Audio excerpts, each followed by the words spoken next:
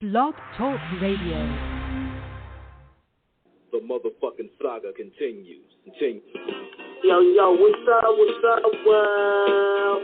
It's badass thuggin' like I usually do, and you better turn it up, bust some speakers out, cause we off the motherfucking cuff. You dig how we do it? Dog Pound Gangsters 2000 and beyond. Blech. What's up with it, y'all? Man, don't change that down. This your player partner, the legendary Cocaine. And you tuned in live to Off the Cuff Radio. Better not touch that down. Yeah, this is Cassidy, the hustler. And right now, you listening to the Guillotine. Show them the respect they deserve, man. Off the Cut Radio, man. Y'all already know how they doing it, man. I need y'all to stay tuned. They've been doing it for years, so show them the respect they deserve. And you heard it out of bars, mouth. Easy. Keep it moving like this. Yo, this your boy Rampage. You're not rocking with the best. With Off the Cuff Radio. Classic. History. Fix your face to all you haters. We off the cuff, baby. What's up, everybody? This your girl, Bonnie Dollars, the Queen of Trap, representing Crenshaw, and you are now tuned in with Off the Cuff Radio. What's up? What's up, y'all? This is Miss Irresistible, giving a shout-out to the livest show on Friday nights, Off the Cuff Radio, and I'm live from the 704. Make sure y'all tune in for the blazing hot music. What it ain't, what it do. It's Chili Chill from that original Lynch Mob. And Off the Cuff Radio, always where it's at on Friday nights. West, y'all.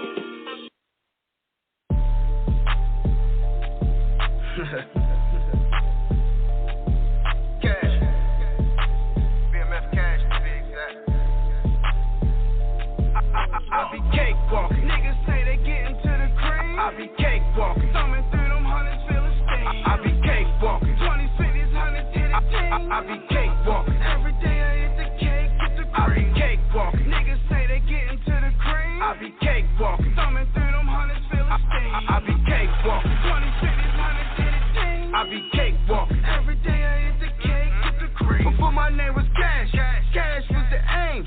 Bands, what they call me, all these bitches know my name. I'm known for getting paper daily, staying up late to get up a little earlier. Give a fuck about a hater. Nigga, meet me at the shop. All cash for hood credit. Hit my dog Fry. Tell him bring me another Lexus. Go pick up these ends. Yeah, my diamonds disrespectful and they love the way I'm walking, bitch. Yeah, my cake talking. I be cake walking. Niggas say they getting to the cream. I be cake walking. Thumbing through them hundreds, feeling steam. I be cake walking. 20 cities, 100 hit a team. I be cake walking. Every day I hit the cake, get the cream. I be cake walking. Niggas say they getting to the cream. I be cake walking. Thumbing through them hundreds, feeling steam. I be cake walking. 20 cities, 100 hit a team. I be cake walking. Every day I hit the cake, get the cream. That's 100 foul every quarter. That's 36912. Damn near 400 foul. Watch the pocket swell. Ain't made shit off rap. Bitch, I be in my trap with a bitch from the Bahamas and I fuck with her mama. Paper keep adding up. She keep eating dick up. No, she ain't got corona. Bitch, she got the hiccups. My cake keep walking. Count cash, adding up. My cake keep talking. Count cash, adding up. I be cake walking. Niggas say they getting to the cream. I be cake walking. Thumbing through them hundreds, feeling steam. I be cake walking. 20 cities, 100 hit a team. I be cake walking. Every day I hit the cake, get the cream. I be cake walking. Niggas say they getting to the cream. I be cake walking. Thumbing through them hundreds, feeling steam. I be cake walking. 20 cities, 100 hit a team. I be cake walking. Every day I hit the cake, get the cream. Cash.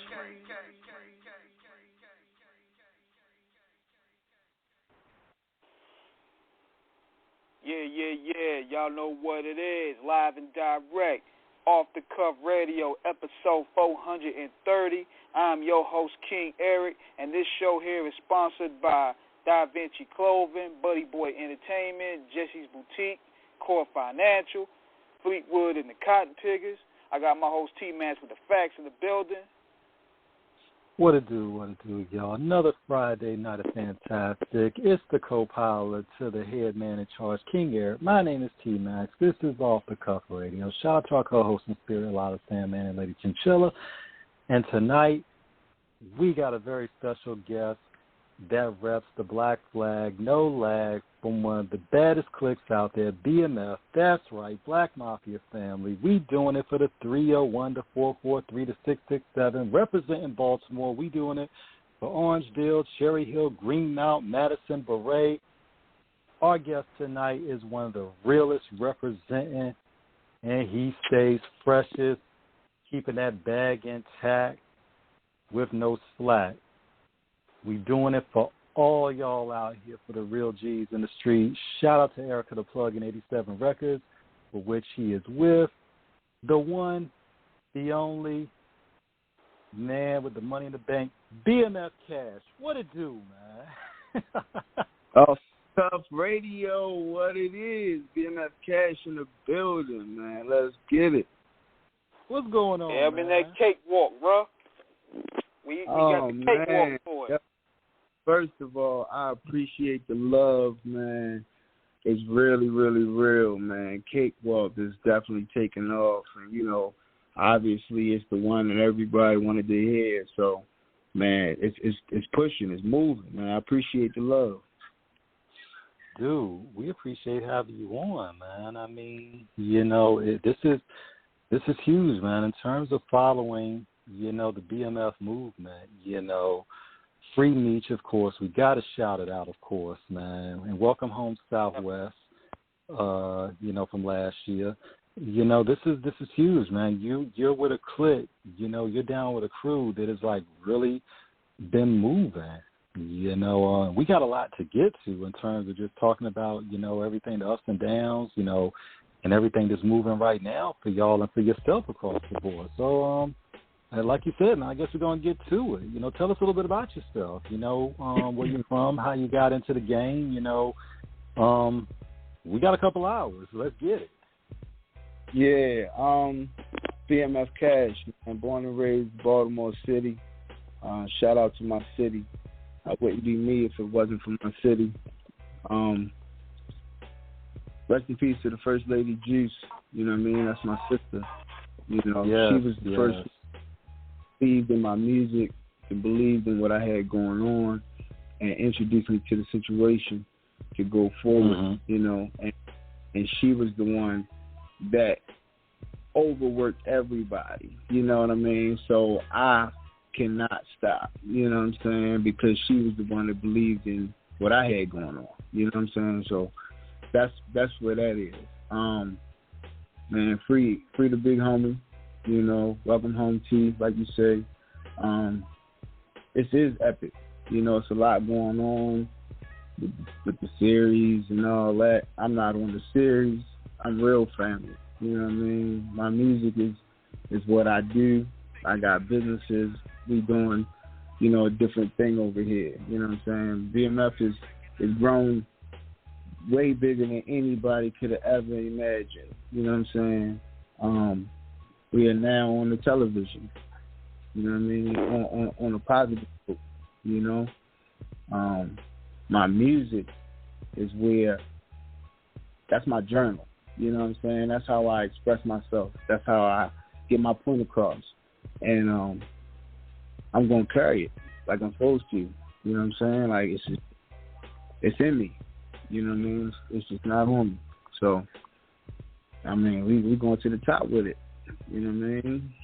I'm down here in Atlanta now. You know what I'm saying? I'm from Baltimore City. I already made some moves. I'm bigger than what I thought I was going to be already. You know, people ask you, like, yo, why you ain't made it? You know what I mean? Well, that depends on the level of success that you're looking for. You know what I mean? Because I didn't expect to be where I'm at now, doing interviews. You know what I mean? Obviously, the music is going somewhere. It's the people are hearing it. They're listening now. You know what I'm saying? So, again, I appreciate it. Definitely. You know what? Observing how you guys move, man, it's like it's very inspiring in a way, because one thing that a lot of black men lack, for that matter, is structure. And I could tell with the whole way y'all move when y'all had like moving like a unit. And they just go to show when you move like a unit, you could be a dominating force and a force to be reckoned with. I mean, strength is in numbers, you know. It don't matter if you see one of us or if you see 100 of us. We still all together, you know, and that's what everybody knows about what was put together. You know what I'm saying? I mean, it was structured properly from the beginning. Of course, you know, everybody falls short here, falls short there. You know, we lose a couple. You know what I mean? But we still here. You know what I'm saying? We ain't gone nowhere. So this is the second round, you know? Definitely. And I tell you one thing about it, Cash, because the legacy that, you know, Nietzsche and Southwest started, you know, with y'all, it's definitely been in good hands, because even with what happened to them along the way, obviously it's in good hands, you know, with you, you know, with Erica, you know, so many affiliates. So we can't forget Boogie as well. Shout out BMF Boogie, you know. Oh, man, big shout. He just dropped his new. It was just written. He hit me, you know, jumped in the DM, said, yo, video shoot today. I said, say less, send to Eddie. He sent to Eddie, and that's what it was. We made a movie, you know. I mean, 3 for 3. He just came home. He done dropped 3 videos. He on his way up, you know. So big shout out to Boogie, man. Definitely. So in terms of your rap career, in terms of going into hip hop, Cash, what was your introduction at a young age to it, and what made you decide you wanted to do it, and how did you end up meeting, you know, Lady Juice, First Lady Juice, from that journey? Tell us about that. Well, I always was around music. I mean, my pops was heavy into music. You know what I mean? He was more into, you know, gospel and R&B. But again, once the first song I wrote and he heard it, he was like, nah, you wrote a song? I'm like, yeah, you know what I mean? And then the conversation stemmed to Juice, and Juice heard the song and was like, wait a minute, this your first time in a booth writing a song? Like your first time going in and putting it down? She was like, you got it. You know what I mean? You have what it takes. But at that moment, we was trying to, you know, get ourselves together. You know what I mean? Like we was trying to get back on our feet. I had just kind of moved down to Atlanta. I was back and forth from here to Baltimore, and like we was trying to open up. She was trying to open up another nail shop and cafe. That was her thing.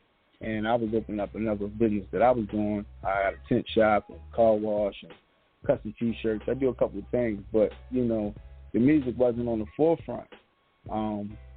But then when she passed, I knew that was what I had to do.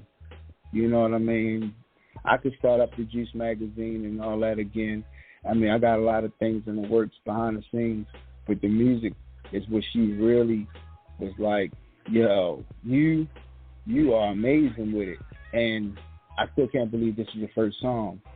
And now, I mean, we're talking 8-10 years later. You know what I'm saying? Like, I'm amazed to be where I'm at, and I know I got a long journey to go. You know what I'm saying? So, yeah, man. We were doing, because King, you know, and myself, we pride ourselves on doing our due diligence and our research for any guests we have on the show. And we were going back on YouTube and listening to some of your previous work, like Crimes, you know, songs like Crimes and Ballin', and it's like, we was like, yo, like, son got some heat, you know? Thank you. Yeah. You know, I mean, Crimes. Definitely. Yeah, tell us about Crimes, man.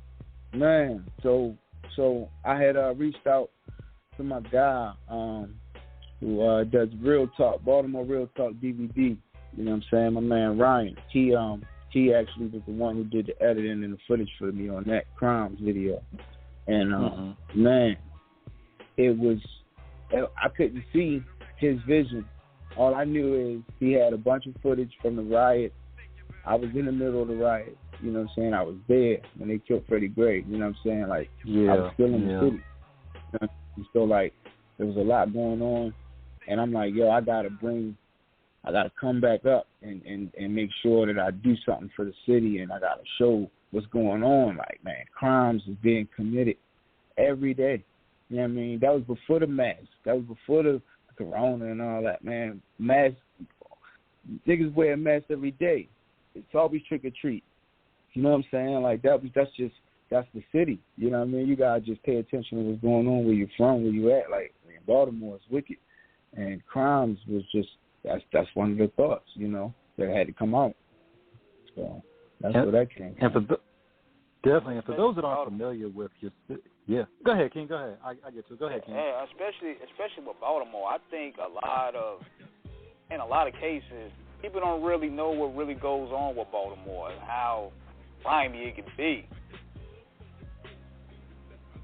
Man, since the riots, before the riots, Baltimore's murder rate was down in the 200s since 1999. Since the riots, the murder rate has been in the 300s plus every year since the riots. You know what I'm saying? It ain't got no better. Wow. It's only worse. You know what I mean? And it's like you got to make a decision, you know? You can stay in the city and try to make it, but the way it's designed is not really designed for you to make it. You know what I'm saying? You know, Cass, one thing about it, because we're movie buffs, we're television buffs, shout out to David Simon for arguably the greatest television series ever with The Wire. Rest in peace, Michael K. Williams, you know, a.k.a. Omar. Because The Wire really told the story from a lot of levels in terms of the police investigations to the street organizations, in terms of how both of them operate, in terms of investigating and how moves are made on the street. People who really don't understand the history of Baltimore have to understand, like, y'all got a real history in terms of it. When you mention names like Anthony Jones, when you talk about, you know, Nathan Barksdale, who Avon is based on, you know, Melvin Williams, you know, I mean, it's real. I mean, I think if I got my facts right, I want to say, was it Crazy Joe Gallo that might have been in Philly too? Well, I know Melvin Williams was affiliated with him as well, I believe, if I got my facts right. Everybody will check us on YouTube if I'm wrong. But yeah, I mean, but the streets are heavy out there in terms of it. Growing up, how did that influence your style in terms of really bringing that gritty, raw authenticity to your art in terms of expressing it on wax? I've seen it all, you know. I've seen it all at a young age, you know, things that right now everything on TV is uncensored. You know, you can watch a 2-year-old could watch a murder happen on TV like it was nothing today. But, you know, back then it wasn't no phones and cameras and all that around, you know what I mean? So if you was in the hood, you seen it, and you couldn't believe it, but you saw it for your own 2 eyes, and nobody could tell you that you couldn't, and nobody could erase it neither. You know what I'm saying? So then it's a thought that stays in your mind, and then they want you to talk to people and get a psychiatrist and do this and do that, and it's like, I don't want to talk to this person, I don't know this person, and then you hold it in, and then things happen to you in life, and you, all right, I remember this at that moment, and now I'm going to go ahead and take it out on this person or this situation, when there's ways that you could think about it and do it, you know what I mean? But the city doesn't help the people, the influence. There's no real influence in the city. Well, at this point it is. It's a lot of them. I take that back. But then it was nobody, really. Like, if you wasn't one of the dope boys or you didn't know him, then you wasn't really nobody. So you stayed out the way. But, I mean, even staying out the way, you're going to be caught in something. Because you're going to walk down the wrong block, or you're going to, you know what I'm saying, end up in the wrong situation somehow. Because that's just how the city works. You could be minding your business and get into it. You know what I mean? And that's the worst part about it. It felt like jail. You know what I'm saying? It felt like a jail that's outside. Because you can get into it in jail and be minding your business.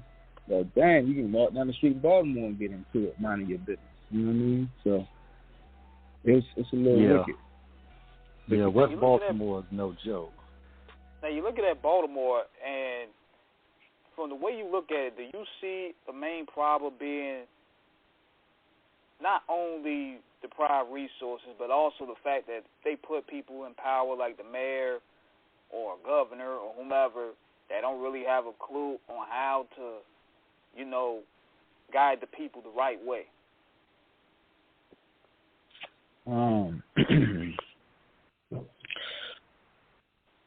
It will take a lot, to get people back on course, because of so many years of being misdirected. You know what I'm saying? So it's not even like a politician or somebody, a governor. It took somebody from the community, like, for instance, Lil Scooter. Lil Scooter was the voice of Baltimore. He could control the city. He could have 100 kids come outside and do a dance.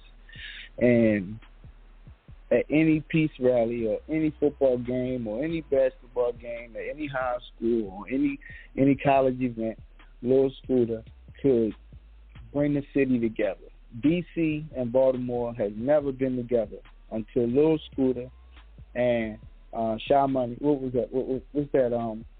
Not Shy Money. I'm sorry. Shy Glizzy. Shy Glizzy and Lil Scooter did the Bird Flu, and that was the first time Baltimore and D.C.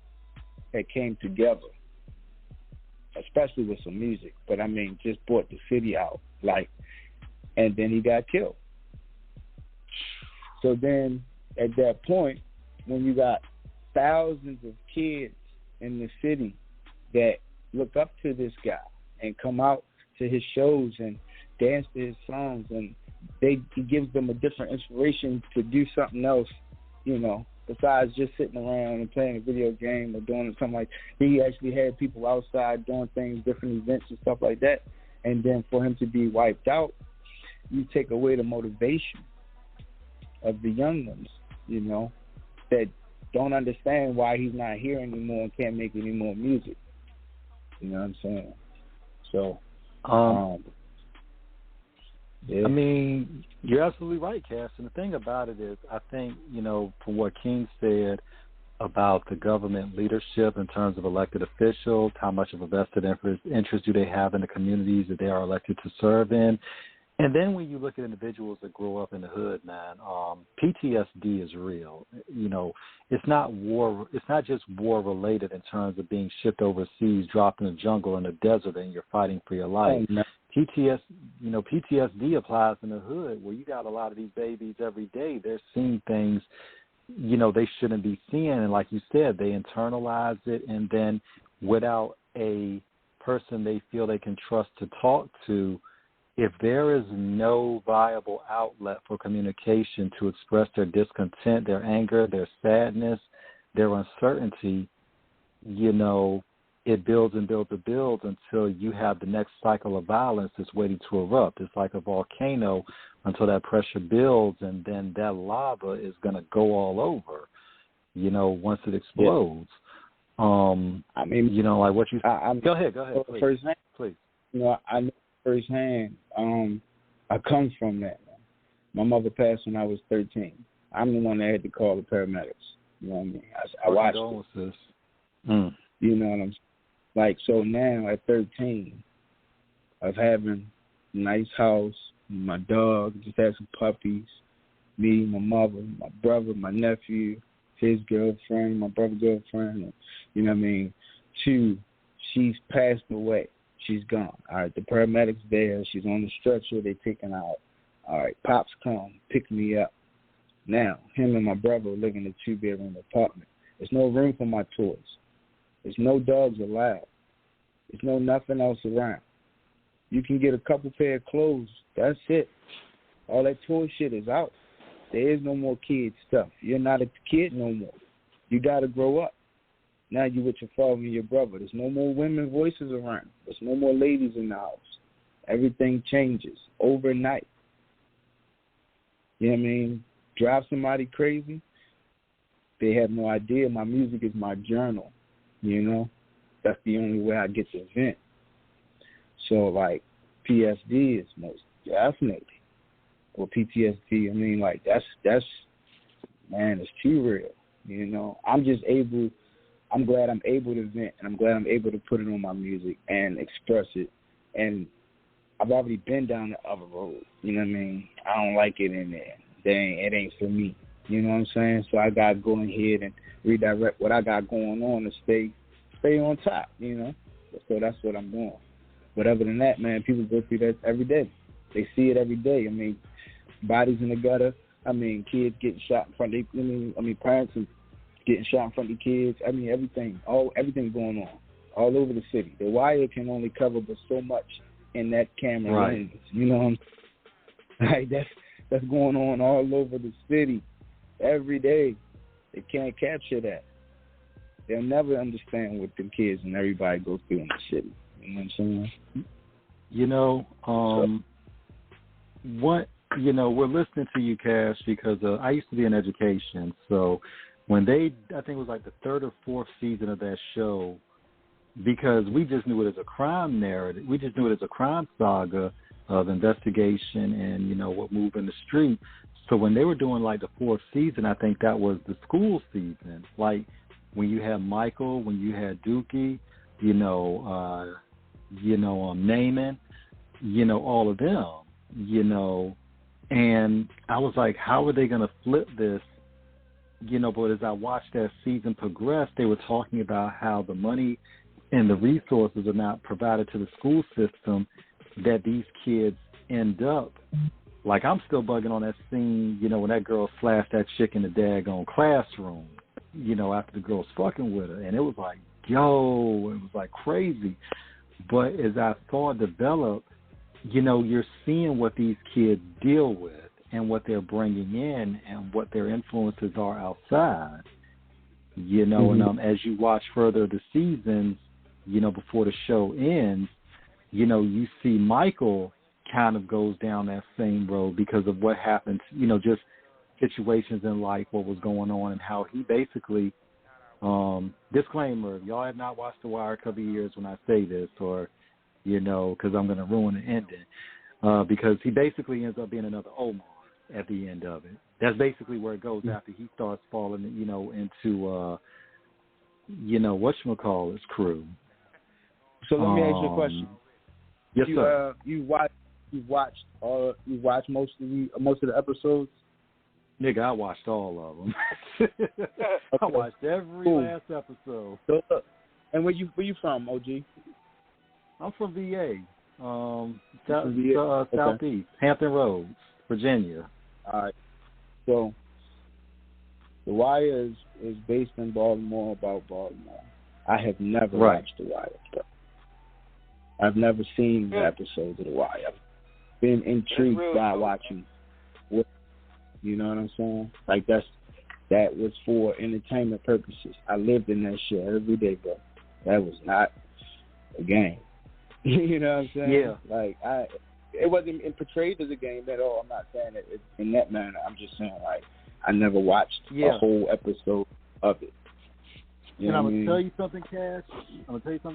That's why that show resonated, because that show probably from every aspect of what went on, of how police investigate in terms of how they have to go through procedure and protocol to get wiretaps, to do, undercover stuff, to where you're looking at the criminal organizations, because Michael ended up working for Marlo in the end. Marlo came in halfway, I think around the third or fourth season. Marlo came in, and Marlo was a rival to Barksdale, and Marlo was straight stick with it.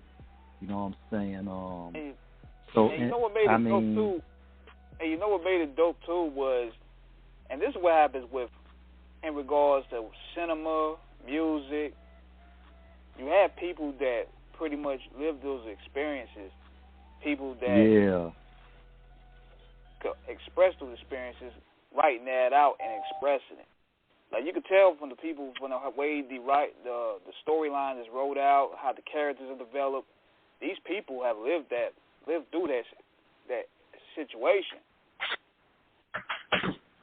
And it's the same thing with music. That's how, even bringing this back to how you approach on the microphone, man, how you bring it musically. I could tell by listening to you lived through what you talked about, and therefore that makes the music stand out and the test of time. I appreciate that you noticed. It's a lot that I could say and be rapping about, but they'll never understand if I don't give them the real me. You know what I'm saying? Like, I can portray somebody else and, you know, give you the bubble gum and all that shit, but that's not it. You know what I'm saying? Like, if I'm telling you, hey, it's cold outside, hey, you better keep that strap with you. Hey, be safe, man. I mean, like, pay attention. You know what I'm saying? Because you can be going to church and it can go down. You understand what I'm saying? I'm not telling you just go out here and start war. That's not. I ain't mentioned that, never. You know what I'm saying? And it's all in. It's in the message, but that's the key. I gotta give it the way I get it. You know what I'm saying? That's all. When you said that, Cass, that's like what you were kicking on that joint 22 Below. You know what I'm saying? Definitely. Oh, you heard that? Okay. Nigga, I told you we do our research. Yeah, hold out, man. You know, hoodie season, you know. Yeah, man. And one thing, and you know, when you look at it, because King and myself are older, so we came up in that generation of, you know, when crack hit, we saw everything really kind of come to the apex of where it was during the 90s and even the early 2000s when you're really seeing it. What do the youngins today have to understand about it from the perspective of what the street life really is? Because you got a lot of kids, and we're just going to say it, we got a lot of fake rappers out here trying to really live, trying to talk about something they have never lived. But individuals like yourself grew up in it and lived it. And we also have a lot of kids who are having, trying to involve themselves in things that are not them in terms of they don't. It's different when you are around it and you kind of just fall into it. You know, it's just, we understand hood politics and we know how people fall into it, but then you get people that kind of get a fascination trying to live a life that they don't really understand. From really being out of them trenches, you know, even when you try to stay low, even the barbed wire can cut you when you stay low. What do a lot of rappers and, you know, young niggas coming up in the game who haven't lived that life really need to understand about what the streets really entail and the laws of loyalty and the code of the blocks?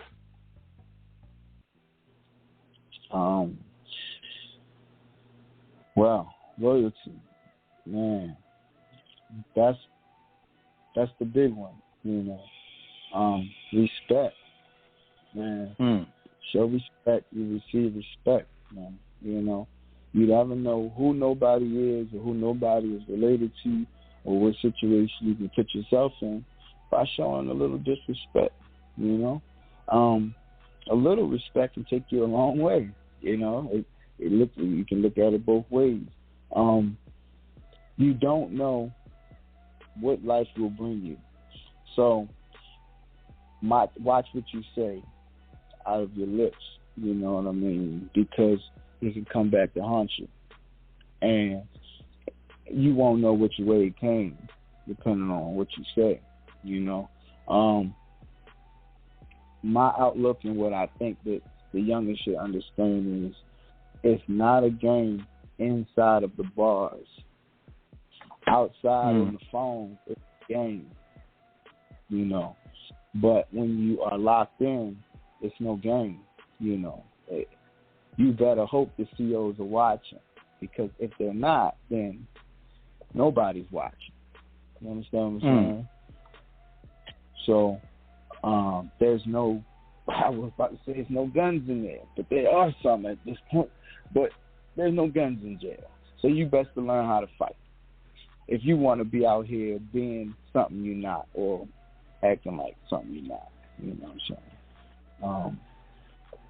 If you're not in it, you don't have to be in it. Don't put yourself in it. Stay out of it. Mind your business. You know what I'm saying? Like, that's not, everybody's in everybody's business because it's on social media at this point. But still, you can still watch their business and still mind your business. You know what I'm saying? So, that's all. I always stay to myself. I don't be in nobody else's business. That's why I'm doing me. You know? Got too much going on. And another thing, too, for what I observe, and I think one of the main reasons why a lot of people get easily sucked in is peer pressure. Because, I mean, people feel that peer pressure to not only compete with their fellow man, to outstunt the next man, or, you know, get taking some of the antics and going levels to it to get attention.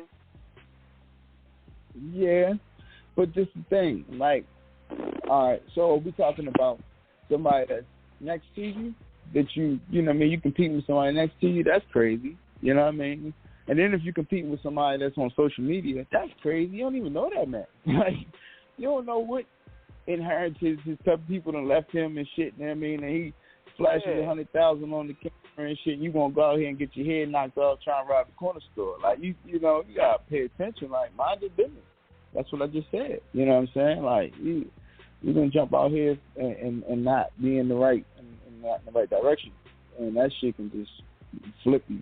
You know what I mean? I don't think there's a lot of people that ain't even been flipped yet.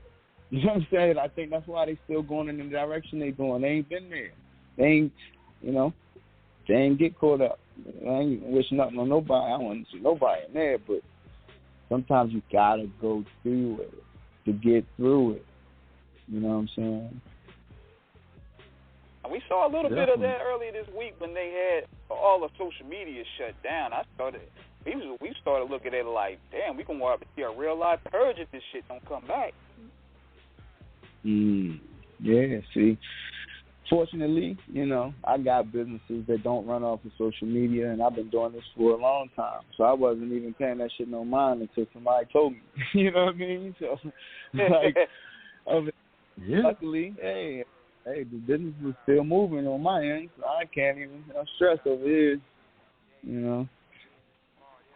So we got two questions for you, Cash. In terms of when you started rhyming, who were some of your influences? And as you progressed in the game, once you really started getting your understanding of the from really how you wanted to expand, how did you find? You know, how did you know what businesses you wanted to go into in terms of everything? My influences was everybody that I seen start from nowhere and end up on somewhere, just end up anywhere that I've seen them that they wasn't before. I mean, whether, all right, if I click on YouTube and I watch Gucci Man, and now I see Waka, and I like Waka, and now he got a video on. Well, I remember when Waka ain't had nothing. Like, that was inspiration. Now that man don't even rap, he on boats planting his own garden somewhere. Like, that's inspiration, you know?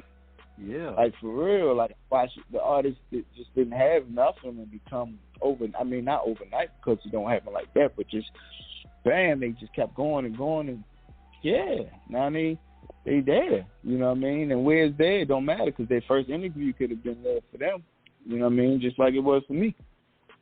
So it ain't, like I said, ain't no real level, but it was just the inspiration of them doing it.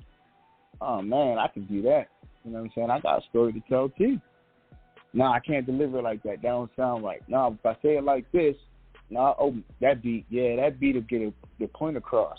Okay, what I'm saying and that beat together is priceless. Let's do that. All right, cool. We got one, you know? And that's how it's made, you know? So. Yeah. In terms of I guess even before we get into your business aspect, Cash, what was it? How did you, in terms of you clicking up with BMF and making that move to Atlanta, What was it like, once you came, under that clique and, once you made that move as things started moving down there? What was it like in terms of just meeting everybody and just seeing how the whole, business, was, conducted? Well, at that moment, everybody was kind of separated and going in different directions. And it's virtually impossible. It's virtually impossible to meet everybody. I mean, I met who I needed to meet at the time I met them, and that's how things went. You know what I'm saying? Like, you're never gonna meet everybody. You know what I mean? Of course, there's levels to this shit. It is what it is. At this point, I know everybody I need to know, and I know how to, I can do whatever I need to do to make it work. So.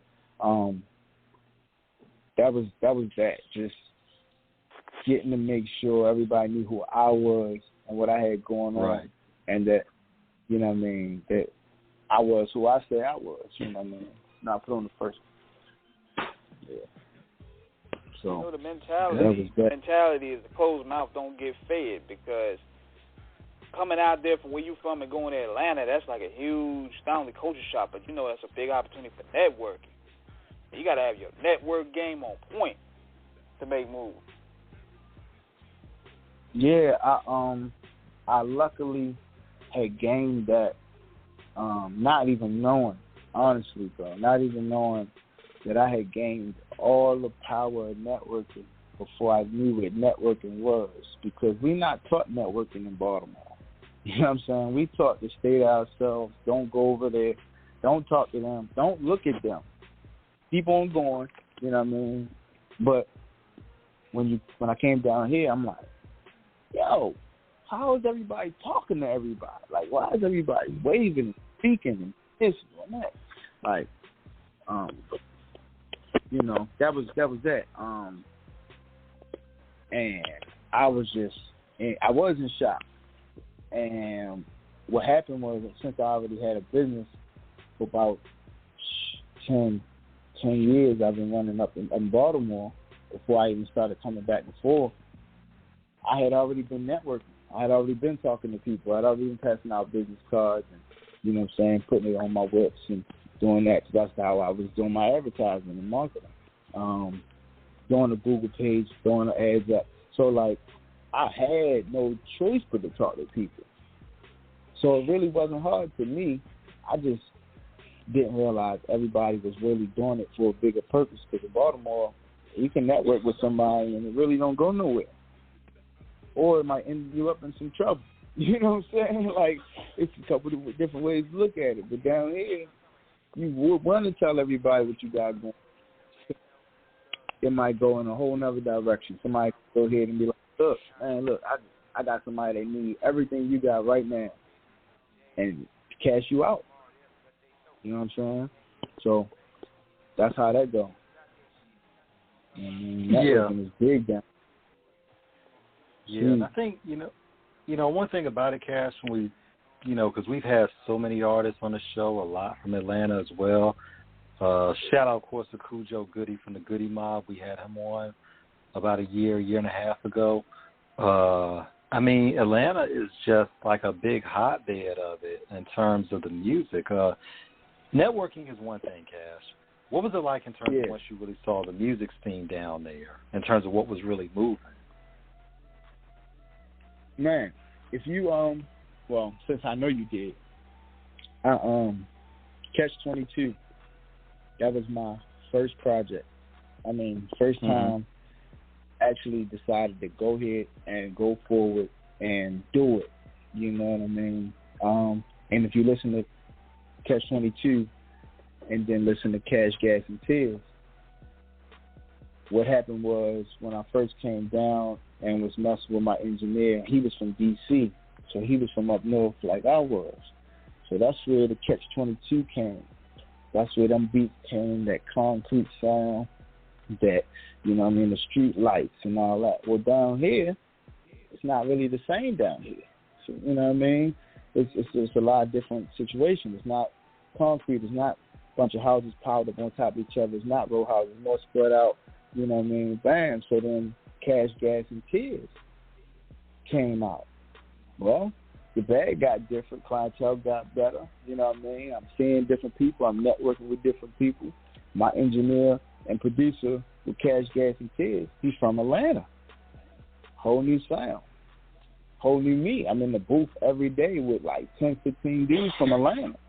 So now I ain't got no choice but to adapt with my sound. You know what I mean? Then I dropped new bankrolls. Now, the bankrolls are 50-50. You know what I mean? I got 50 people that say, man, I love it. It's crazy. Then I got 50 people that be like, yo, you singing on there. Yo, that's not you. That ain't Baltimore. Yo, come on. Yo. You over there, new bag. You know what I mean? But that was what I was getting out of Atlanta sound. And that's where I was at. Because that's what was going on. New bankroll down here. This is a new town. It's new money coming in. So we was doing that. Now, if you heard Cash, Gas, and Tears, the mixtape I just dropped, my engineer right now is from Baltimore. One of my old homeboys, you know what I'm saying? South Pack Mall. You know what I mean? He down here now. Now me and him in the studio every day. So now the sound is mixed. Now I done gained it. I done been down here. Now I'm versatile on it. Now we cakewalking. Every day I get into the cream, cakewalking. Thumbing through them hundreds, Philly Sting. Well, I mean, that's Baltimore and the South mix now. Well, there we go. Yeah, and, definitely from moving, with Twin Bricks, entertainment, to, 87. I mean, you definitely have gone through, those transitions. But as we listen to the stuff you were doing years ago to where you're at now, it's like you started off hot, and we just see the growth that you've, evolved into.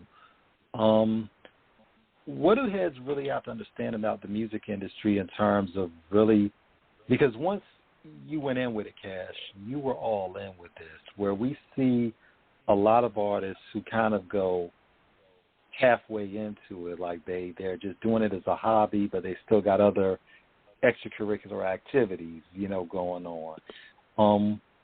What do you have to tell artists in terms of what the discipline and the stay-wittedness of doing music entails? Man, it take dedication, and man, you have to have a purpose. If you're going for a hobby, that's what it's going to be. People are only going to take you as serious as you take yourself. You know what I mean? These are the things that we ain't made up. These some back in the day quotes. I'm just, they come out like that because I get so much of my father and Juice and, just people that have been around me. They just come through and they be like, boy, if you don't do this because, boy, what would I supposed to be doing? Oh, well, go ahead and do that. So, like, if you ain't serious about it, nobody's going to believe you. You know what I'm saying? I don't care how many times you're like, yo, I made a song. And I'm like, all right. But when was the last time you been, I made a song last year. Last year, man, it's people in the studio at 3 in the morning to 3 in the morning. Now, you can figure out how serious you want to take it, or if you want to be heard, or if you really want, it's a hobby. Okay, you know what I mean? Well, fortunately, I got businesses to run, you know what I'm saying? So if you don't have no income coming in, this is definitely going to just be a hobby, because this is definitely not a broke man's sport, you know what I'm saying? I ain't saying you got to put the 100,000 up, but you're going to put it up sooner or later in the long run. You know what I mean? You may not have to come out your pocket up front with it, but you're going to spend that bag to get heard. Or you're going to come out with that product that they got no choice but to pay for. And then that puts you on a different level. You know what I'm saying? I've spent a lot of bread on music and already felt discouraged and man, I don't know. But what else? What I'm going to do? What I'm going to do? Not do it? I'm just going to start and stop? I ain't never been that type. You know what I mean? Like, nah, you're going to start something. You might as well keep going. You already started. So take it serious. You know what I mean? If that's what you're going to do. Believe in yourself. You know what I'm saying? Get better, listen to people, take the criticism. You know what I mean? I get it all the time. You know what I'm saying? My lady beat me up like no other. But I tell you one thing, I gotta listen. You know, so it is what it is. Yo, and I'm glad you brought that up too, because people, especially in the field that we're in, we're talking about rapping, podcasting, journalists. We get criticism at all bands. Sometimes people are just very, very thin. Like, they'll literally go off on anybody, especially on this internet shit. They'll go off on somebody that's even saying something bad about their record, or, you know, your hat ain't looking that far to the side. So how do you maintain that composure and you know, understanding that it's just that person's opinion? I'm content with myself, bro. I don't need no validation. That's all. You know, some people need it. You know, they feed off of it. I ain't never been that type. I don't care what you think of me, you know. You want to respect me, and I'm going to respect you. And that's just what it is. I don't care if my shoes messed up, if my shirt got stained on. I don't care about none of that. I'm still me, bro. You know what I'm saying? So at the end of the day, all that shit don't matter to certain people. So then when you try to, you know, overdo it and, you know what I'm saying, think you this and think you that shit is bad. You're going to put yourself in a hole. You're going to miss your opportunity being that guy. You know what I'm saying? You know, head too high, head too strong, don't want to hear nobody, don't want to listen to what's going on. Things change, man. You know what I'm saying? You ain't got to change, but you got to change what's going on with you. Like, if the music around you changing and that's not hot no more, I mean, my engineer, he do it to me all the time. Yo, speed that up, bro. You making the song sound old. Like, wait a minute, bro. Wait. Yeah, no, you need that sometimes. All right, you know, give me that push. I'm going to take it. You know what I mean? All right, now I'm going to say it a little faster. Now, that's it right there. All right, cool. Now, but if I wasn't like, man, I don't want to hear what you're saying, cool. Now you're going to let me go out there and crash. You know what I'm saying? So, nah, just take it serious and be, you know what I mean? Stay in your own lane. Don't care what people think. Just do it. You know what I'm saying? Yeah.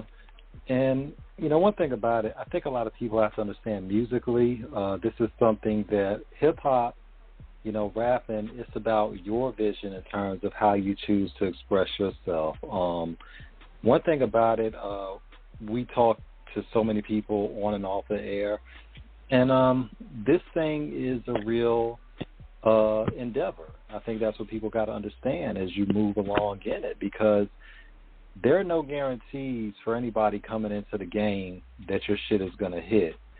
You know, we've seen a lot of rappers. Look, I've said this before, shameless shout out to the Source magazine and Double XL magazine. I have every Source magazine since 1994, and I have every Double XL since 1997 when they started pressing up.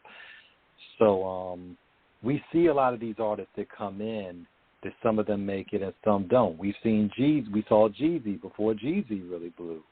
You know, we saw Rick Ross before he really blew. We've seen artists, you know, that were supposed to blow and they didn't blow. So it's a very uncertain climate, but it's something that, and you know this as well as anybody, Cash, but, you know, your shit, if it hits, somebody's going to hear it and somebody is going to appreciate it. And somebody's going to bring you on their show like we did, because we were like, yo, we need to have this dude on our show. You know, so it's about real. It's about, you know, yeah. And that's what's been happening. I mean, honestly, again, I got music out. You know, I spent Cakewalk to a couple DJs, and the response was different than the rest of them, than the other ones. You know. It's like, hey, send me that song to my email. Like, what song? The song you played last week, I was in here, I heard it, but I need it so I can play it. And I'm like, oh, Cakewalk? Yeah, that. Oh, okay, maybe. And then he would bring another DJ to the club, and yo, wait a minute, yo, that's that joint right there? Yeah, send it to my email too. Here, take my email. Wait a minute, okay, so, all right, I know I got other ones, but the one that they're asking for is the one you got to give them. You know what I mean? I don't care what you think. You know what I'm saying? And that's what's been going on. Cakewalk has went somewhere man. When they ask you to come to the station, like you say, they ask you, hey, we need that clean version. Wait a minute. Oh, you know, that's a little real right there, because they ain't asked for the clean version of the other ones. But you know, when you got one that the people are asking for, you most definitely got to give it to them. You know? What was the process behind it in terms of when you made that? Man, Cakewalk, I mean, literally, again, we ain't even really get to my business yet, but like one day I got a call for a job, and it was one of my biggest jobs yet at that point for my business. Mm-hmm.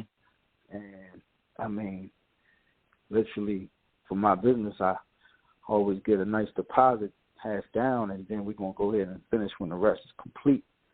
And, Understood. With that deposit, I was cakewalking, bro. Like, it's that simple. Hey, Ball, I need to get in the booth, bro.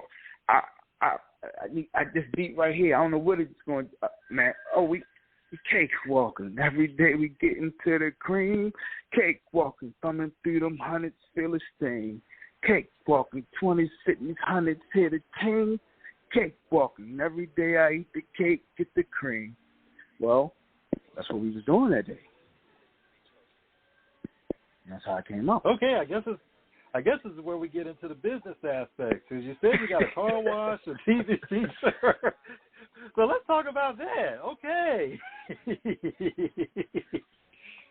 So tell us about how you got, man, tell us about your entrepreneurship. I've been window tinting, man. That's been my trade since I was 19. You know yeah. I've been continuously growing. I got the #1 tent shop down here in Georgia, in Morrow. You know what I'm saying? Okay. Commercial and residential buildings and houses and restaurants and stuff like that. You know what I mean? The people don't really know what I do during the day. They just know I rap. You know what I mean? But it's, you know, the rap's got to come from daily activity and, you know, visions and things I've seen in life. But my daily activity is my business. Businessman first is what Juice was about. BMF stands for a lot of different things. You know what I'm saying? I'm a businessman first, and then everything else. So that's why we going forward, because we already going to be taking care of our own thing. I mean, if nobody want to help or somebody want to assist, we going to be all right because we doing what we supposed to be doing. You know what I mean? That's all. We got legit businesses over here. You know what I'm saying? So we ain't worried about what everybody got going on. You know?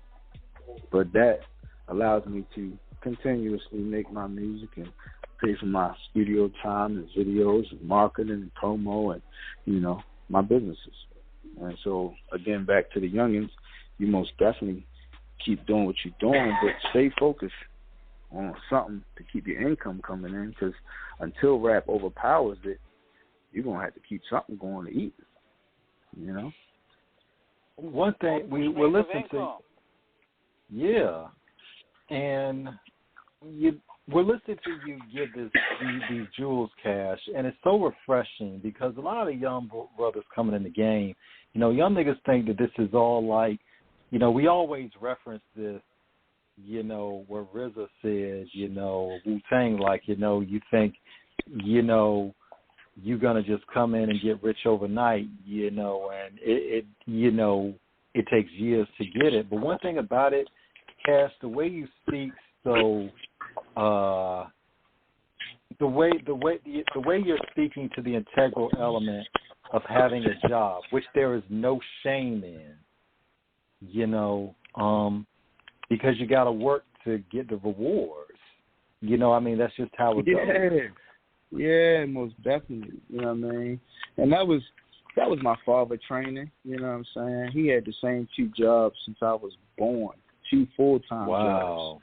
You know what I mean? Till he passed away. You know what I mean? Like the same 2 jobs, because at that point when my mother told him I was on the way, he went and became a man that he was supposed to and took care of what he was supposed to do, and he did. You know. And that's just all I know. I got 2 daughters myself. You know what I'm saying? Like, we ain't kids. We got kids to feed. You know what I'm saying? So, like, keep something going on the table, because your table get low, it's going to get ugly. You know what I'm saying? That's when you start doing things you don't want to do and put you in positions you don't want to be in. You know what I mean? So. I think another thing. Is we acquire, like when we acquire what we learn, the most important thing is to apply it. And I think that's what we see with a lot of people. Like they book smart, but not really applying those plans. Because, you know, DMX said it best. Shorty can't eat no books. Nah, not at all, bro. Not at all. No books. If you ain't getting out here and doing something, going to work, starting a business, doing something for yourself, I mean, like, you are just a waste of space in a sense. You know what I'm saying? Like, for real. A waste of space. And that's sad that there's people out here like that. You know what I mean? But that's the world we live in. You said that on the track. If you ain't a hustler, it's just a waste of space. You know what I'm saying? I mean, you know, you got to go out and get it. You know, so as we look at how, you know, obviously, you know, BMF has definitely got a brand in the name. You know, I mean, shout out to Sosa, because I got the book he wrote. You know, for those that have not picked it up, if y'all have seen the television series, y'all need to go get Sosa's book, because Sosa's book really breaks down that history. Shameless plug, but yeah, but it was a great read. It was a great read. Shout out to Dexter, man. He really delivered something comprehensive with it. With Meech Jr., in terms of him doing the show, what was it like for you all when you all got the word that 50 was going to, you know, not only produce the show, but Meech Jr. was going to be, you know, he was going to be cast as his father in the lead? I thought it was dope. I mean, straight up, what else could a father ask for, let alone the son?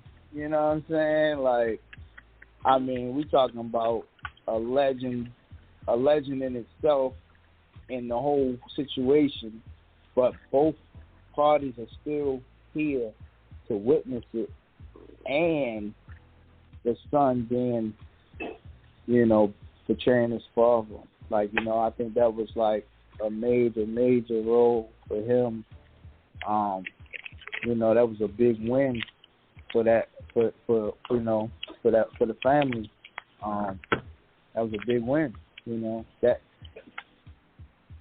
I don't know what else besides, you know, Lil Meech had dropped some music before, and, you know, I don't know what else he was doing, but I know now, you know, 50 got him in some more roles, and he's gonna push him into more different films and stuff, man. Like, congratulations to him. You know what I'm saying? Like, he's definitely in a great position, and I know his pops is proud. You know what I mean? So. Yeah, man. Now, you know, we gotta ask you this because obviously this has been a bit of a trending topic this week in terms of what Blue Da Vinci has said. I read some of the comments on everybody's page, you know, and we're not going to get all into the circumstances with it outside of what he said about he don't want nobody playing with his name. I'm like, okay, because I know that story as well to a degree, and I'm like, okay, yes, Blue, you know, you were part of it, but then what happened. So it's like you're putting yourself in a position in terms of how it's going to be interpreted, but I just felt like, Blue, this ain't probably the best thing for you to kind of I'm going to just say it, to kind of make veiled threats in a sense. I'm like, especially when you're talking about a man's son, I'm like, that's probably not a good idea. Well, I mean, so Meech don't have anything to do with the writing or the directing of the situation. You know what I'm saying? So that's not who he's talking. He's not talking to Lil Meech. He's talking to the writers and the directors in the situation, because they can portray somebody's name to be good or they can portray somebody's name to be mud. And all he was saying was, don't portray his name to be mud. And if that's the story that y'all going to portray, then he's definitely going to feel some type of way about it. If that's not the story that they're going to portray, then don't nobody got nothing else to worry about or be said about the situation. For real, you know? So understood. I ain't got understood about it. You know? That's all. Right. I'm watching everybody else, you know what I mean? But that's all. I ain't got nothing else to say about it. Understood. So pretty much, as you, what have you found in terms of, you know, as you've gone on this musical journey, being a father, being an artist, you know, being a husband, being a businessman, in terms of all these different elements in your existence, Cash, what is it, you know, what have you learned about yourself? What have you learned about life as you've gone on in this?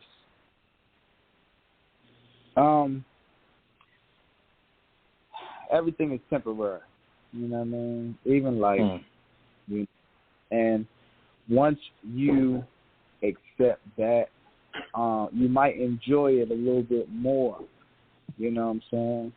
I enjoy what I have, you know what I mean, and what I got going on. And at the pace that it's going, I ain't in no rush. This is a marathon. I'm just hoping I stay around to see it all unfold, you know what I mean? Rest in peace to Nip, you know what I mean? Because he definitely opened everybody's eyes to, that man was already on top, but he wasn't exposed to the world like he should have been until he died. You know what I mean? So, yeah, same thing. I'm, you know, here to see the world here cakewalk and see the world, you know what I mean, accept BMF Cash for the artist I am and the work I'm putting in. You know what I'm saying? Yeah, man. I think in many cases, like you said, a lot of the events that's been happening for the past 2 years, it made people look at life in a different way, because I think for the most part people took it for granted, and now you start really seeing death every day. You start seeing circumstances transpire every day, unexpected. You got to appreciate the people that you already have and you build them with. Yeah, because, I mean, here today, gone tomorrow. We ain't make that up. You know what I'm saying? I done seen it. I done had, I mean, over a handful of my close homeboys from Baltimore that I done told, yo, I know you up there, you doing you. You making money and all that. It's time to get out the city. And they never made it, you know? And so every time I got to hear the story of, yo, what's the name at? Like, yo, what's the name? He ain't make it. You know, it just kind of puts you in the mind frame like, man, this shit whack. This shit phony. This shit is temporary, you know? And we all got dates and times and we don't know them. You know what I mean? So enjoy what you got going on and who you got with you and your team. And or if you by yourself, well, go out and have fun by yourself and do what you do. But, yeah, enjoy it till it's over. You know what I mean? Cass, when we think about Nipsey, because what you said resonates so much with King and myself, because we were going to, we had a mutual friend who showed one of our clips to Nipsey. We were going to have Nipsey on the show down the line.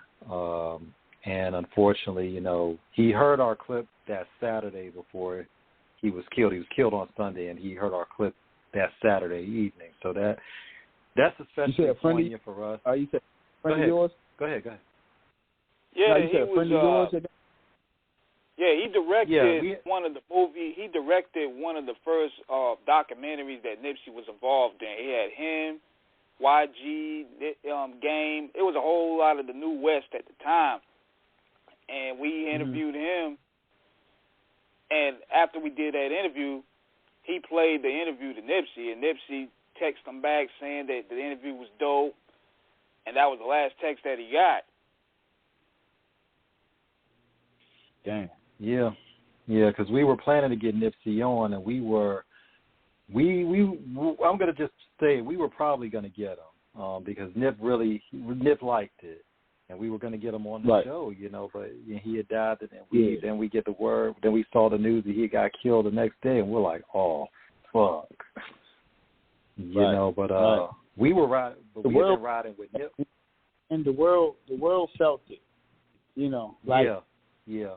When you have done so much for so many and really have changed visually everything that everybody can say negative about you, then it's like, oh man, he not him. You know what I'm saying? Because that's how some people. Yeah, because some people are here as angels, and then there's the ones in the sky. You know what I mean? And Nick was one of the ones that was here as an angel, and now he's one of the ones in the sky because now he opened everybody's eyes to different things.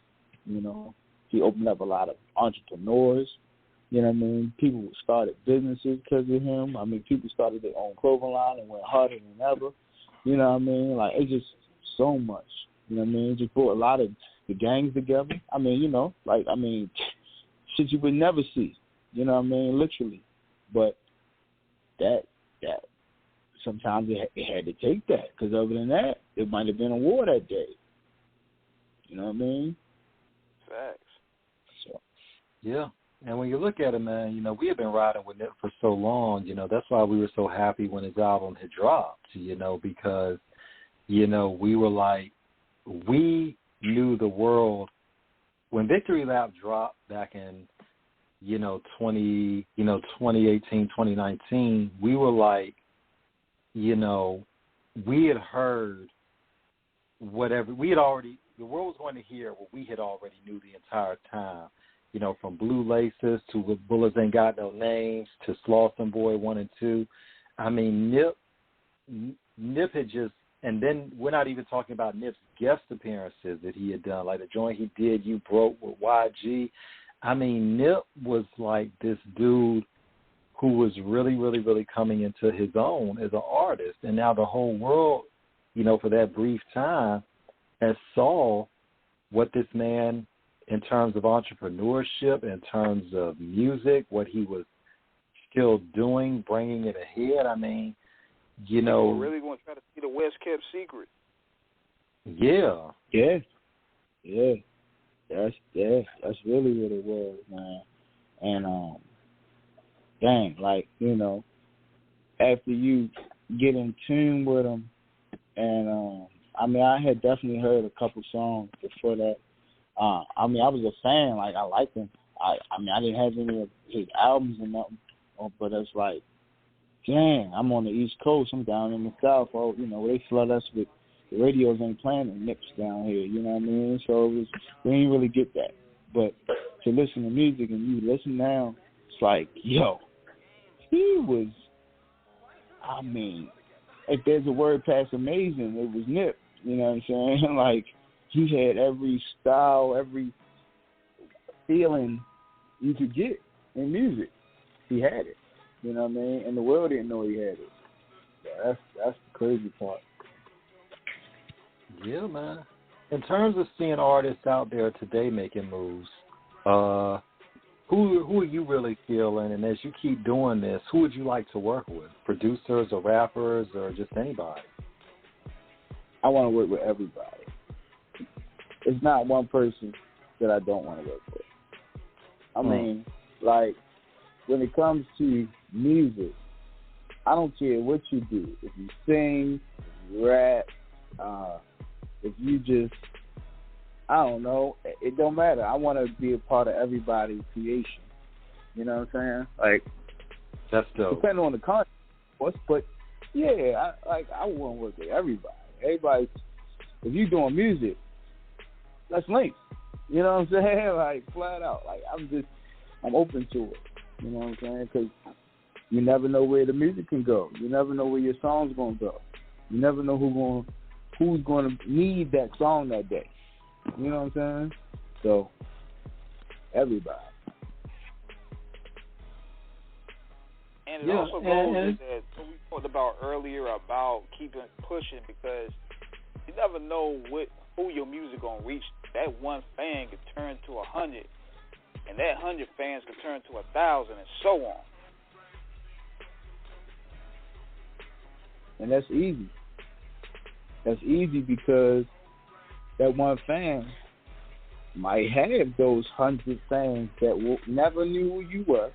But that one fan, like you say, going to turn them into that because, look, they like that. They like the feeling that song gave them. Yo, you heard this song? Man, listen to this. It's going to make you feel like this. Wow, it do. All right, well, man, share it. Pass it on. Make everybody feel like this. I mean, that's pretty much what Cakewalk been doing, you know? For real. Yeah. And when you look at the music scene down there in Atlanta, you know, they, in terms of the networking, in terms of how stuff moves, you know, when you look at how Future, you know, Jay Futuristic, you know, Jeezy, Gucci Mane, you know, Ludacris, you know, Lil Jon, there are just so many, you know, they rep that area. You know, I mean, past and present. You know, I mean, even when you take it back years ago with Jermaine Dupri, what he did with Criss Cross. When you look at Dallas Austin, you know, when you look at Babyface and L.A. Reid with LaFace Records. I mean, the musical legacy, and you're an Atlantean, you know, you're well embedded there, Cash. You know, you're part of a rich history of musical legendariness. You know, what is it like to be part of that in terms of that scene, in terms of carrying on tradition? It's a blessing, first of all, you know, to be even put in that category. Shoot, I mean, hey, to be mentioned with those greats is good with me, you know what I'm saying? Like, I ain't even done songs with them yet, but hopefully that's coming soon, so it feels good, you know. I know I'm headed in the right direction. I got a lot of support down here. I got a lot of support around the world, actually, and it's bigger than it. I mean, when I get people that send me messages and say, yo, we playing Cakewalk in Dubai. Well, oh, wow, the Emirates. Okay, the Middle East. Okay. To make you feel a little different, you know. It's like, okay, you know, I'm going to put on me a clean black T-shirt tonight, you know what I'm saying? I'm going to press my you know. It be a different feeling, you know. So, like, all of it is, it's about feeling. It's definitely about the support, your team, you know, and the grind just can't stop. That's all. I ain't going to stop. We got to ask you this, Cash, because Atlanta, everybody knows Atlanta's strip club capital. What is it like when Cakewalk and dropping the strip clubs at Blue Flame or Magic City? You know what's crazy? I don't know. I haven't been in Magic City to go see Wolf of Magic in a little while. I need to go ahead and slide through there. Okay. I've really been hitting a lot of the normal, regular clubs and lounges. I slide through a couple of clubs to just mingle with a couple of DJs, but man, shout out to DJ Dre. My DJ Dre, he in Gold Rush every Monday. He's been supporting me for years. You know what I'm saying? Like, he one of those DJs. He gonna spin it whether I'm there or not. You know what I mean? And he was definitely one of the first DJs that told me, you know what I'm saying, like Cakewalk was going to take off. You know what I mean? That's one of your, that's the one right there. You know, this was one of the first. Oh, Dre, listen to this. You know what I mean? And he did that. And shout out to DJ Calvin, man. DJ Calvin, DJ AD. They've been pushing heavy. DJ Kool-Aid. I mean, it's so many DJs to name. I know me and the DJs really got great relationships. You know, and that's the difference. But what I got going on, they ain't really. I mean, you know, you come down here, you gotta go ahead and bless some people and do this and do that. But when you really get to meet these people and network and build relationships like you're supposed to, like the game make you do, and do it right, then it takes you a lot further. You know what I mean? So Cakewalk has been playing in regular clubs, regular lounges, strip clubs as well. So it's deeper than the strip clubs. It's not just a strip club song. Everybody in the club, if it's Friday and it's payday and you club or you cakewalking, you in the lounge, it's brunch, man. Y'all, man, it's Sunday brunch, man. You in there chilling with your own, man. Y'all cakewalking in there. You know what I'm saying? It don't matter. It's for wherever you at. So that's what's going on with that one. And that's the beauty of it, Cass, because it's for a movement. Yeah, exactly. Mm-hmm. I'm gonna say it on Off the Cuff Radio on this date right here. That song is gonna become a classic. You know, I'm gonna just say it. I think Cakewalk is gonna become one of those. You had Buddy doing the dance. He was killing the Cakewalk dance. Oh man, shout out to Be Easy, man. Baltimore's finest, man. Be more like us. That man right there, me and him go way back. We did a lot of business. We broke a lot of bread together. But I tell you one thing, he's a dancing motherfucker, boy. I tell you, when that Cakewalk, he lost his mind and did what he did, and I was like, wow, you know, he just did that. And that's what he do. He turn up, you know. I had to post that, man. He the one. I told him, I said, man, you the official Cakewalker. But now we definitely looking for the dance. Somebody to come up with the official Cakewalk, you know what I mean? Because we about to start. We got to do the video coming soon. So that's going to be epic, you know what I mean? We need all the Cakewalkers to come out. You step in, you dance, you know what I mean? I need you to get at me, you know what I mean? So hit me up. And we might need to get Hype Williams to come back out of retirement at the Red. He'll find the baddest women out there. Oh, yeah. Well, Atlanta got no shortage of those. Oh, my goodness. I need to get back down to the A, man. I mean, I went down there years ago, and I was like, oh, my goodness. Especially when we drove past Spellman. I was like, I was just ready to jump out of the car and just go crazy over there. Y'all not here for the picnic, huh? You said what now? Yeah. Y'all not going to picnic? We would love it if the Freaknik was like the Freaknik we heard about growing up. Y'all they gonna bring that back? Gonna bring that energy man. Back? I can't say how it's gonna be, but what I will say is I will be performing live at the Freaknik Sunday. I think we on the main stage Sunday night about 11 o'clock, between 11 and 11:30. I will be on the stage performing live. So Freaknik gonna be crazy, man. We cakewalking all across the stage. That's dope, man. I mean, and as you've been moving with this, with your movement, Cash, because we wanted to ask you this because, and when I asked that question earlier, because I know, you know, when songs like really hit, you know, in the strip clubs, that's when like it really like has become like that jam. But I mean, obviously the song is dope on its own, whether it's there on the regular spot, like you were saying. How important is it for, you know, you in terms of getting to mingle with your fans, really meeting the people and letting them know, like, you're around and you're not unavailable, you're not unreachable, like, yo, I'm here, we all in this together to have one big party? All they got to do is reach out, you know, like, I'm not unreachable, you know what I'm saying? Like I say, I do want to work with everybody. If you're an engineer and you're a producer, you're an engineer and you got a studio, and let me know where it's at. Let me pull up. Let me know, you know what I'm saying, when I can come in and get something done. If you're a producer, man, shoot me the beats. I'll send you the email. It's easy. You know what I mean? Let me hear what you got. You know what I mean? If you're an artist and you want to do something, hey, feature price is going up. But listen, we gotta eat, or we're gonna go ahead and eat. Because if I got a show and I like that song, guess who's on the roster? It's just that simple. We're gonna work together. You know what I mean? So that's how it go. Like I said, this is a tour. October 8th, 21. You know what I'm saying? This date.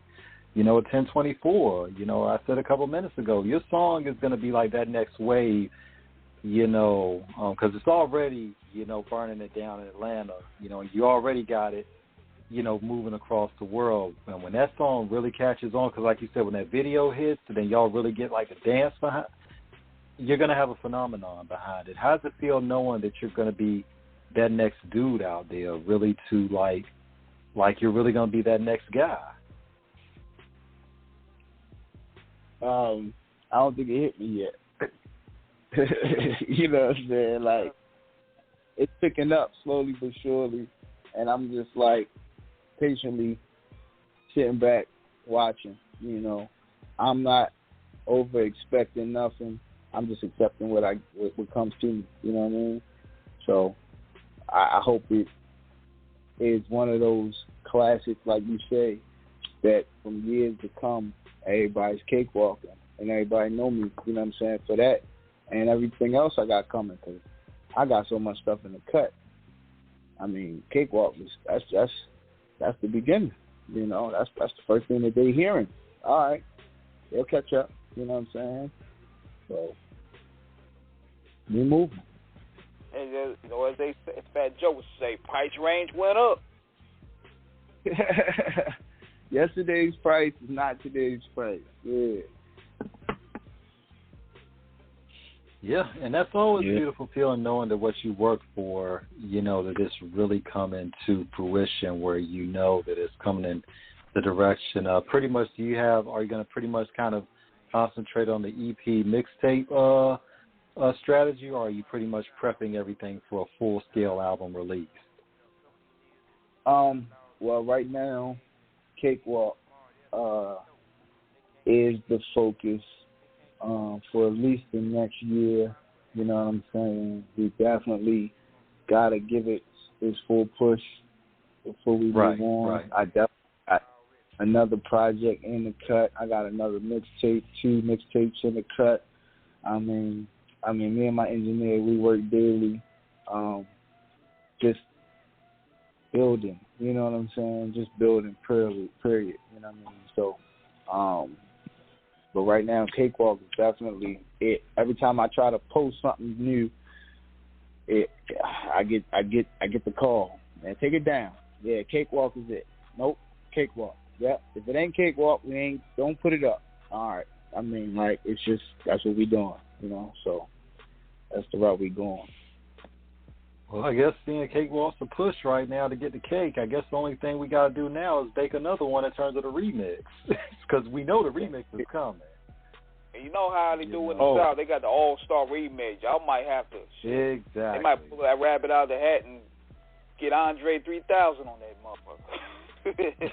Well, so, like, the remix is going to be worldwide, you know what I'm saying? Because I know it's so many other artists that's out there cakewalking that just don't have cakewalk.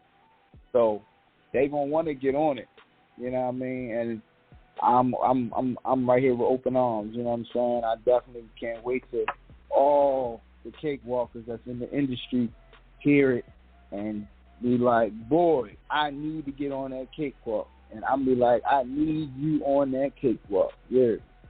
So, yeah, that's the plan. Yes, sir, man. And and we about to possibly wrap this thing up a little bit shortly. You have any shout-outs you want to give out? Oh, man. You about to have people mad at me. Shit. I'm going to forget somebody, bro. Shout out to the whole family. Shout out to the affiliates. Shout out to the associates. Shout out to the friends. Shout out too. You know what I'm saying? Everybody that's in the cell, man. Free Meech, man. Definitely. Welcome home. You know what I'm saying? Free Louis. Free Sharp. You know what I mean? Again, it's a lot of them. Rest in peace to First Lady Juice. First and foremost, you know what I mean? Like, I wouldn't be here without her. I'm never going to stop because she wouldn't stop. You know what I'm saying? So that's what we're doing. BMF Cash, Google me. You know what I mean? I'm worldwide. I'm everywhere. Music is out. You're going to hear me. Listen to it. Check it out. Pay attention. You know what I mean? Shout out to everybody that support me. Shout out to everybody that don't support me. You know what I'm saying? Like, I'm with all of it. You know what I mean? So, and with the guests we've had on the show, Cash, you know, we thank you so much. Shout out to Erica, of course, Erica the Plug. Shout out to 87 Records. Shout out to the whole BMF. Shout out to the whole crew. Cash, you know you are welcome back anytime on the show. You know, whenever you got some new heat to bring to us, we're ready to have it cooked up here, you know, to serve it. Pass the word along. You know, BMF, we behind y'all movement 1,000%. You know, Cash, you know, let your people know. Anybody they want to bring to the show, we're more than happy to have them on. You know, this has been great, man. We're honored. We're privileged. Thank you. Man, Off the Cuff Radio, man, I appreciate the love. You know, y'all definitely been showing a lot of love on the repost, just on the post, just mentioning, playing the song, re-spinning it, you know, just mentioning my name. You know, that means a lot. You know what I mean? Especially where you at, I'm not there. So any room I'm not in and somebody speaking about me, I appreciate it. You know what I'm saying? So salute to y'all. And, I mean, I got plenty of artists, man. 87 Records. We got so many artists on the squad to come bring to the table that, you know, it's a new movement going on. We're here for all of it. All the way, brother. Yes. And on that note, on that note, we're going to see y'all. Go ahead. You said what now? No, I ain't want to cut you off. Oh, no, I'm good. I was just ready to say, man, just make sure y'all keep spinning that cakewalk, man. That's all I can ask. You know what I mean? Definitely, man. We will. I'm going to try to get you in touch with one of my DJ friends out here in Virginia, man, to see what we can do in terms of getting that album. You know, we'll get that song, rather, you know, blowing down here. So you got, look, in terms of us making the acquaintance on this interview that was so incredible, you know, you got support from the people you haven't met face-to-face yet. And guess what? We're going to keep supporting it. We want to see you win and keep doing it, man. You know, you've come so far and you still, you know, running that marathon of magnificence. So keep that stamina of strength, you know, to excel and prevail, man. And we're behind you all the way. Anything you need from us, you know how to reach King and myself. We're a phone call away. Man, I appreciate that, definitely. So, yeah, on that note, we'll see y'all Sunday. We're going to have the Three-Headed Monster show going down with Yuckmouth and Dial Lansky from Dial 4 Radio, and we're going to be in it with it. From the Bay to L.A., And on that note, peace and God bless. See y'all Sunday. We out. Peace out. Peace.